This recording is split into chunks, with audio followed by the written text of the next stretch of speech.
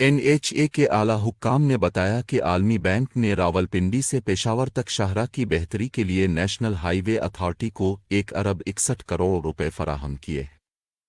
NHA کے ممبر operations brigadier شاہد مجید نے بتایا کہ یہ رقم بحالی کے 2 بڑے منصوبوں پر خرچ کی جائے گی، جن میں 57 کلومیٹر ترنول سے چبلاٹ سیکشن کی تعمیر کے لیے 1.1 ارب روپے اور شاہراہ کے 68 کلومیٹر نوشہرہ سے پشاور سیکشن کے لیے 512 ملین روپے تکنیکی طور پر N5 کے نام سے جانا جاتا ہے۔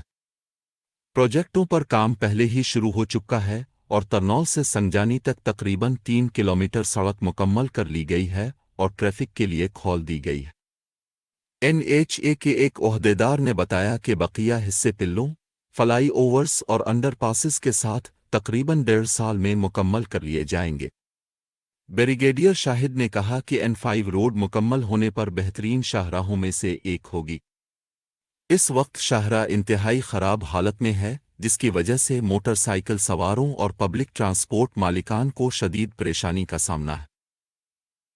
سب سے پرانی اور مصروف ترین سڑک میں سے ایک N5 روڈ اکثر موڑ اس کے متعدد ٹوٹے ہوئے حصوں، اتار چڑھاؤ، کھائیوں اور غیر ضروری رفتار توڑنے والوں کی وجہ سے سفر کرنے کے لیے اتنا جوخم بھرا ہو گیا ہے، جن میں سے زیادہ تر اچانک ظاہر ہوتے ہیں۔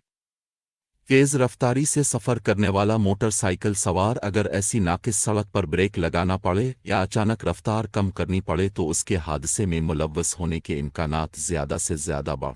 موٹر سائیکل سواروں اور پبلک ٹرانسپورٹرز کو اس شاہراہ پر سفر کرنے میں بڑی پریشانی کا سامنا کرنا پڑ رہا ہے۔